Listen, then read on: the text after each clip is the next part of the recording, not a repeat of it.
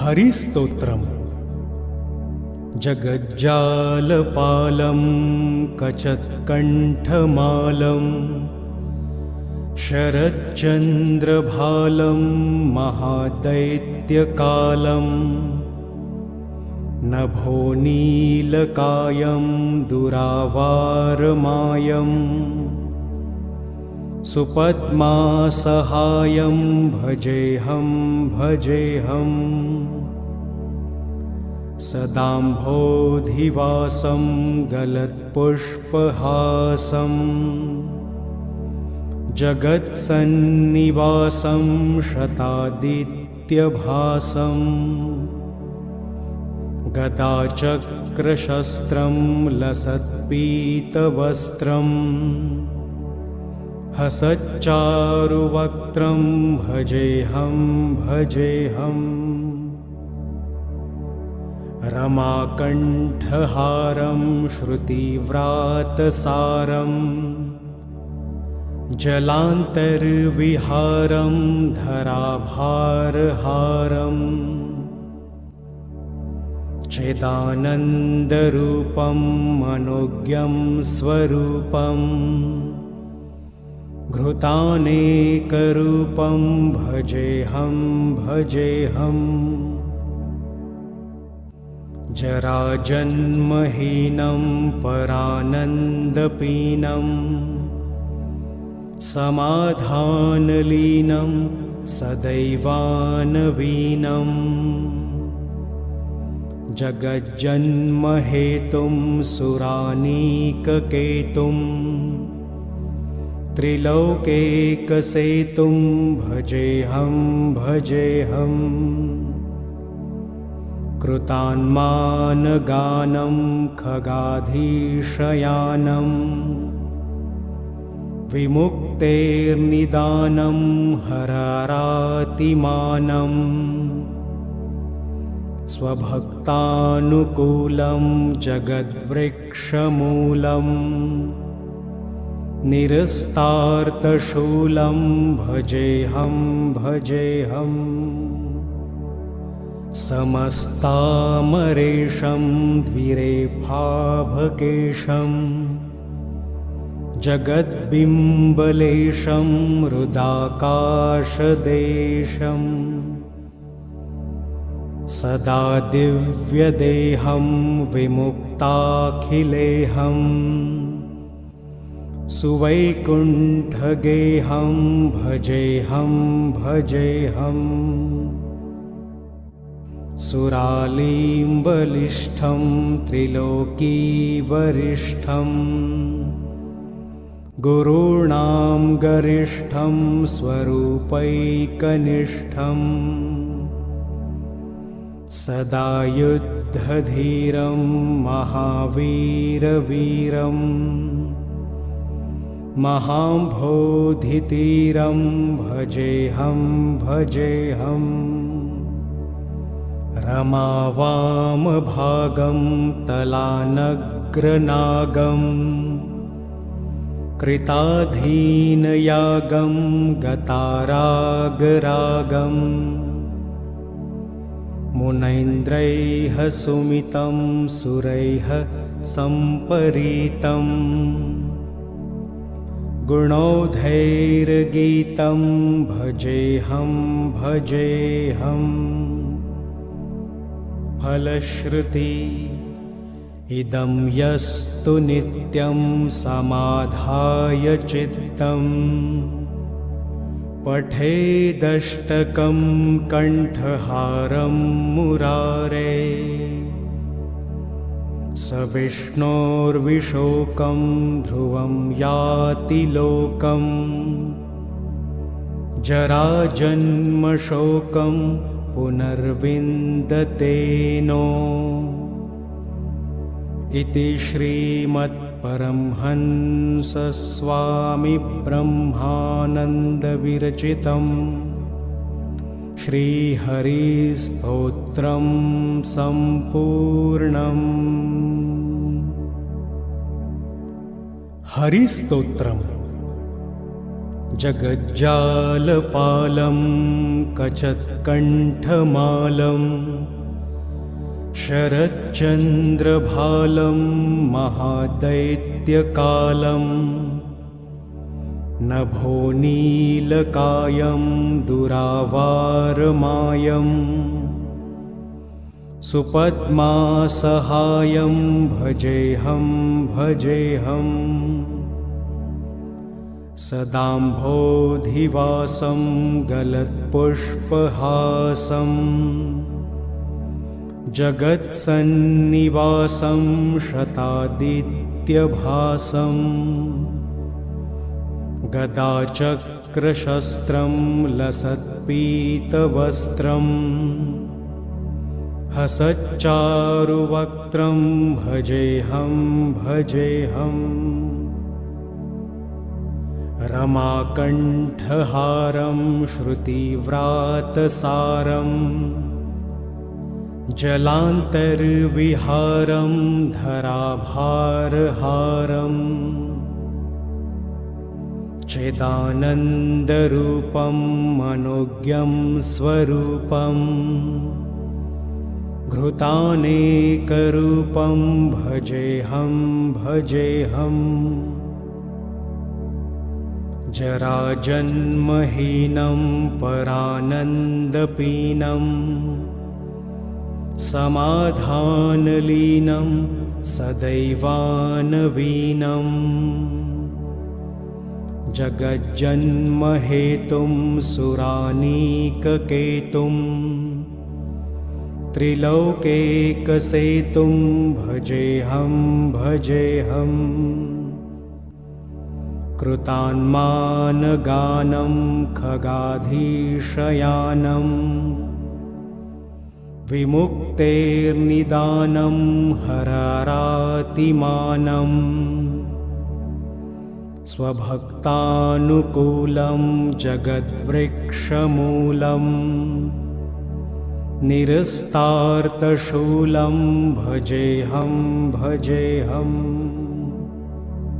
समस्तामरेशं द्विरेफाभकेशं जगद्बिम्बलेशं हृदाकाशदेशं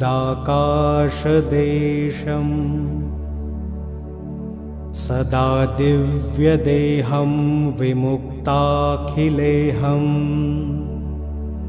सुवैकुण्ठगेहं भजेऽहं भजेऽहम् सुरालीम्बलिष्ठं त्रिलोकीवरिष्ठं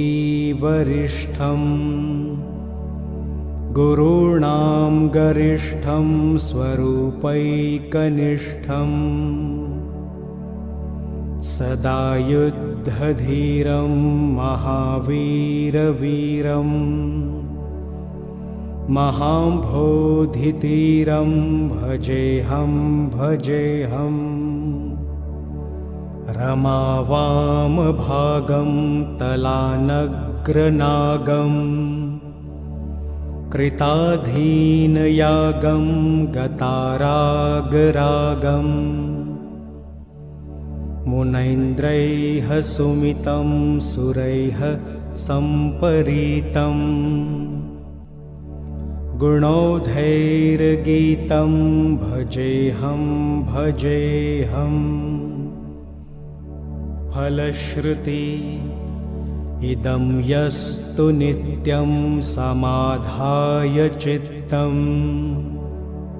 पठेदष्टकं कण्ठहारं मुरारे स विष्णोर्विशोकं ध्रुवं याति लोकं जराजन्मशोकं पुनर्विन्दते नो इति श्रीमद्परमहंसस्वामिब्रह्मानन्दविरचितं श्रीहरिस्तोत्रं सम्पूर्णम्। हरिस्तोत्रम्। जगज्जालपालं कचत्कण्ठमालं शरच्चन्द्रभालं महादैत्यकालं नभोनीलकायं दुरावारमायं सुपद्मासहायं भजेऽहं भजेऽहम् सदाम्भोधिवासं गलत्पुष्पहासं जगत्सन्निवासं शतादित्यभासं गदाचक्रशस्त्रं लसत्पीतवस्त्रं हसच्चारुवक्त्रं भजेऽहं भजेऽहम् रमाकण्ठहारं श्रुतिव्रातसारं जलान्तर्विहारं धराभारहारं चिदानन्दरूपं मनोज्ञं स्वरूपं घृतानेकरूपं भजेऽहं भजेऽहम् जराजन्महीनं परानन्दपीनं समाधानलीनं सदैवानवीनं जगज्जन्महेतुं सुरानीककेतुं त्रिलोकेकसेतुं भजेऽहं भजेऽहम्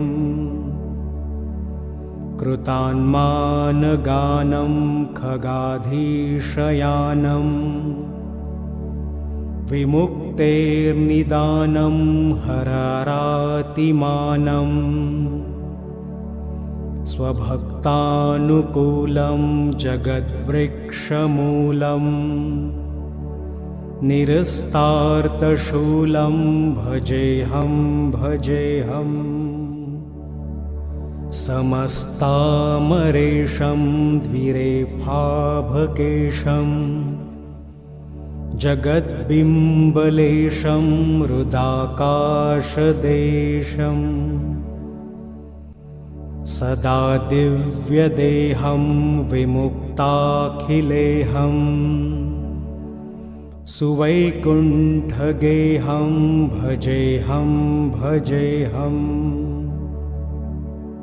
सुरालीम्बलिष्ठं त्रिलोकीवरिष्ठं गुरूणां गरिष्ठं स्वरूपैकनिष्ठं सदा युद्धधीरं महावीरवीरं महाम्भोधितीरं भजेऽहं भजेऽहम् रमावामभागं तलानग्रनागं कृताधीनयागं गतारागरागं मुनैन्द्रैः सुमितं सुरैः सम्परीतं गुणौधैर्गीतं भजेऽहं भजेऽहम् फलश्रुति इदं यस्तु नित्यं समाधाय चित्तं पठेदष्टकं कण्ठहारं मुरारे स विष्णोर्विशोकं ध्रुवं याति लोकं जराजन्मशोकं पुनर्विन्दतेनो इति श्रीमत्परमहंसस्वामिब्रह्मानन्दविरचितं श्रीहरिस्तोत्रं सम्पूर्णम्। हरिस्तोत्रम् जगज्जालपालं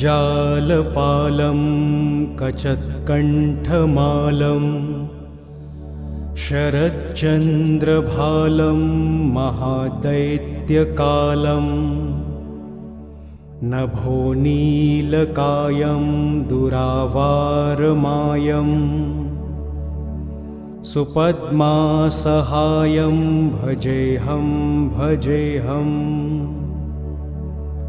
सदाम्भोधिवासं गलत्पुष्पहासं जगत्सन्निवासं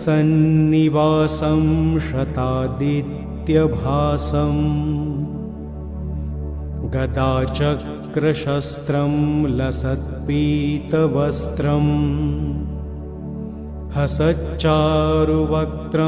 भजेऽहं भजेऽहम् रमाकण्ठहारं श्रुतिव्रातसारं जलान्तर्विहारं धराभारहारम्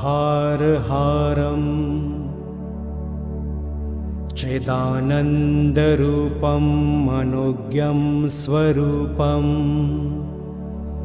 घृतानेकरूपं भजेऽहं भजेऽहम् जराजन्महीनं परानन्दपीनं समाधानलीनं सदैवानवीनं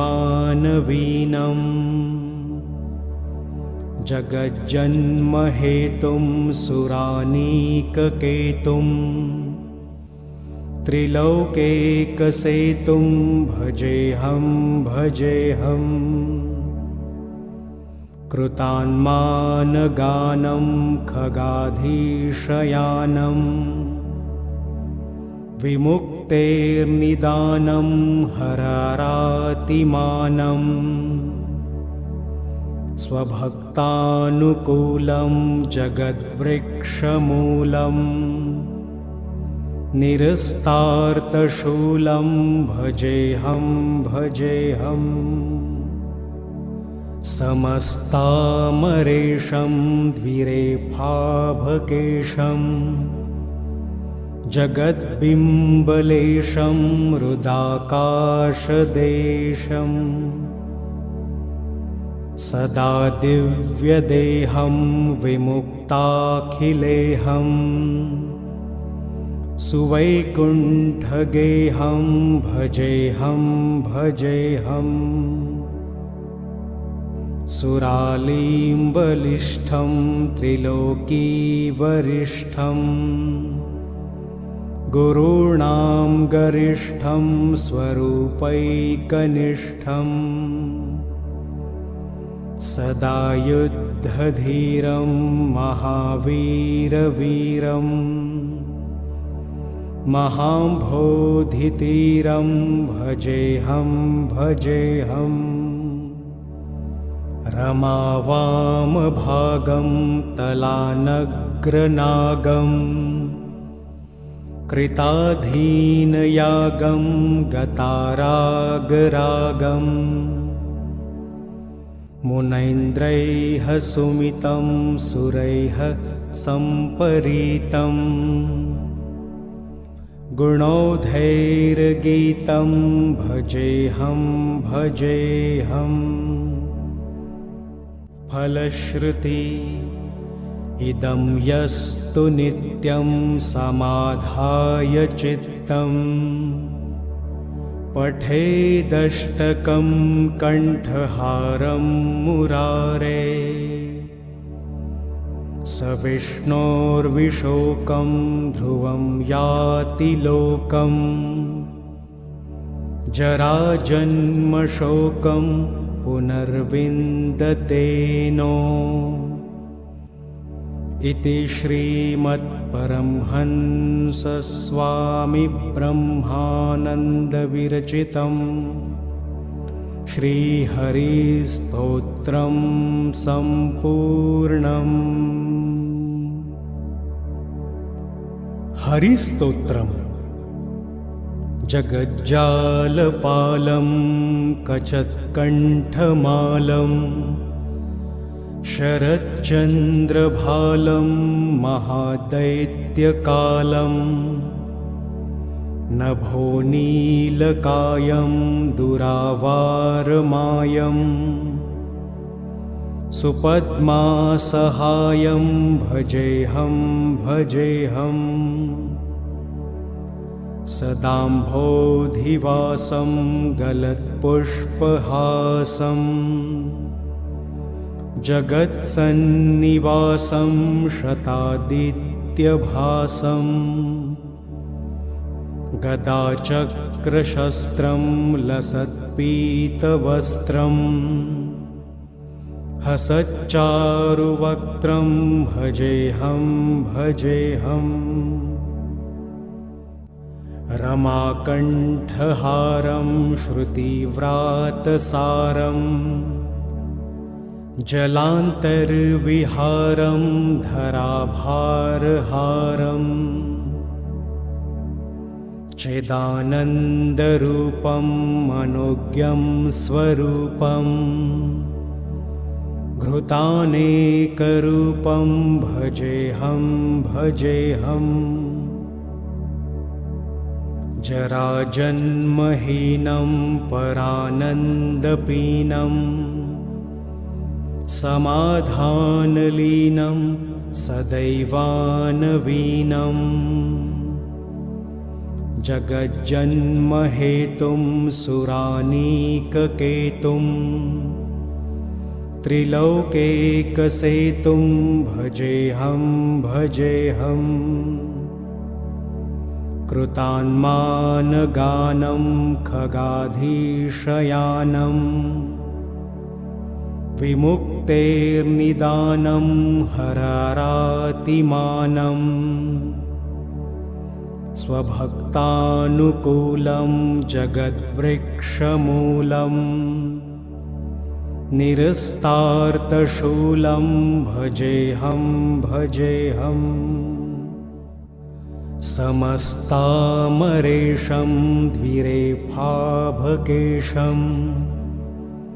जगद्बिम्बलेशं हृदाकाशदेशं सदा दिव्यदेहं विमुक्ताखिलेहम् सुवैकुण्ठगेहं भजेऽहं भजेऽहम् सुरालीम्बलिष्ठं त्रिलोकीवरिष्ठं गुरूणां गरिष्ठं स्वरूपैकनिष्ठं सदा युद्धधीरं महावीरवीरम् महाम्भोधितीरं भजेऽहं भजेऽहम् रमावामभागं तलानग्रनागं कृताधीनयागं गतारागरागं मुनैन्द्रैः सुमितं सुरैः सम्परीतम् गुणौधैर्गीतं भजेऽहं भजेऽहम् फलश्रुति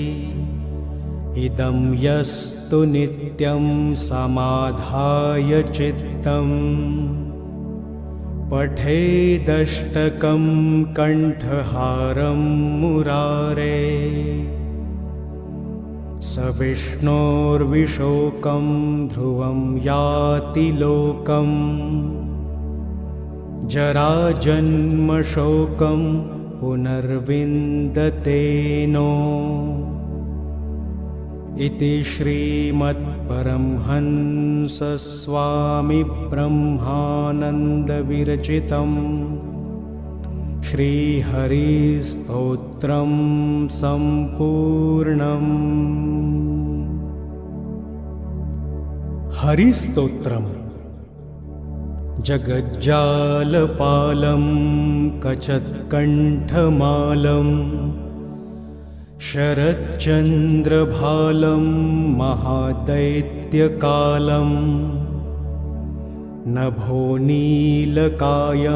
दुरावारमायं सुपद्मासहायं भजेऽहं भजेऽहम् सदाम्भोधिवासं गलत्पुष्पहासं जगत्सन्निवासं शतादित्यभासं गदाचक्रशस्त्रं लसत्पीतवस्त्रं हसच्चारुवक्त्रं भजेऽहं भजेऽहम् रमाकण्ठहारं श्रुतिव्रातसारं जलान्तर्विहारं धराभारहारम् चिदानन्दरूपं मनोज्ञं स्वरूपं घृतानेकरूपं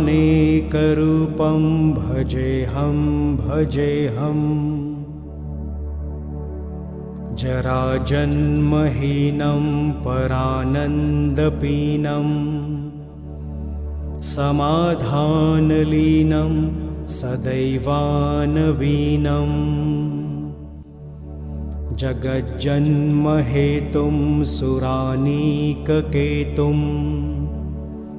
त्रिलोकेकसेतुं भजेऽहं भजेऽहम् कृतान्मानगानं खगाधीशयानं विमुक्तेर्निदानं हरारातिमानं स्वभक्तानुकूलं जगद्वृक्षमूलं निरस्तार्तशूलं भजेऽहं भजेऽहम् समस्तामरेशं द्विरेफाभकेशं जगद्बिम्बलेशं हृदाकाशदेशं सदा दिव्यदेहं विमुक्ताखिलेहं सुवैकुण्ठगेहं भजेऽहं भजेऽहम् सुरालीम्बलिष्ठं त्रिलोकीवरिष्ठं गुरूणां गरिष्ठं स्वरूपैकनिष्ठं सदा युद्धधीरं महावीरवीरं महाम्भोधितीरं भजेऽहं भजेऽहम् रमावामभागं तलानग्रनागं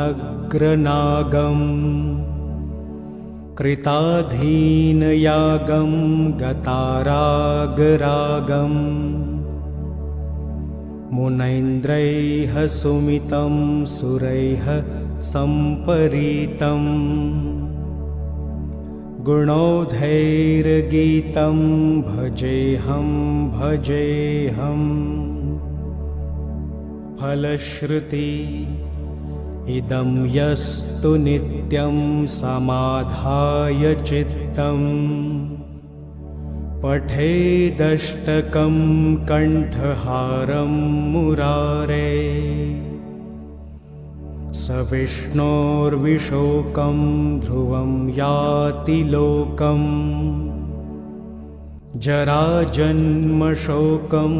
पुनर्विन्दतेनो इति श्रीमत्परमहंसस्वामिब्रह्मानन्दविरचितं श्रीहरिस्तोत्रं सम्पूर्णम्। हरिस्तोत्रम्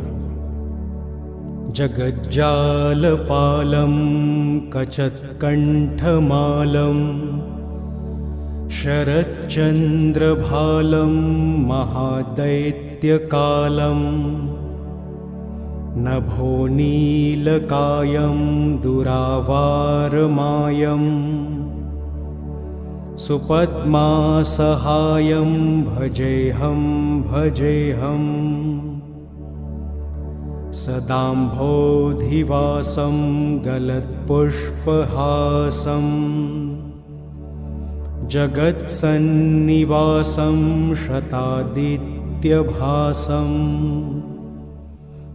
गदाचक्रशस्त्रं लसत्पीतवस्त्रं हसच्चारुवक्त्रं भजेऽहं भजेऽहम् रमाकण्ठहारं श्रुतिव्रातसारं जलान्तर्विहारं धराभारहारं चिदानन्दरूपं मनोज्ञं स्वरूपं घृतानेकरूपं भजेऽहं भजेऽहम् जराजन्महीनं परानन्दपीनं समाधानलीनं सदैवानवीनं जगज्जन्महेतुं सुरानीककेतुं त्रिलोकेकसेतुं भजेऽहं भजेऽहम् कृतान्मानगानं खगाधीशयानं विमुक्तेर्निदानं हरारातिमानं स्वभक्तानुकूलं जगद्वृक्षमूलं निरस्तार्तशूलं भजेऽहं भजेऽहम् समस्तामरेशं द्विरेफाभकेशं जगद्बिम्बलेशं हृदाकाशदेशं सदा दिव्यदेहं विमुक्ताखिलेहं सुवैकुण्ठगेहं भजेऽहं भजेऽहम् सुरालीम्बलिष्ठं त्रिलोकीवरिष्ठं गुरूणां गरिष्ठं स्वरूपैकनिष्ठं सदा युद्धधीरं महावीरवीरं महाम्भोधितीरं भजेऽहं भजेऽहम् रमावामभागं तलानग्रनागं कृताधीनयागं गतारागरागं मुनैन्द्रैः सुमितं सुरैः सम्परीतं गुणौधैर्गीतं भजेऽहं भजेऽहम् फलश्रुति इदं यस्तु नित्यं समाधाय चित्तं पठेदष्टकं कण्ठहारं मुरारे स विष्णोर्विशोकं ध्रुवं याति लोकं जराजन्मशोकं पुनर्विन्दतेनो इति श्रीमत्परमहंसस्वामिब्रह्मानन्दविरचितं श्रीहरिस्तोत्रं सम्पूर्णम्।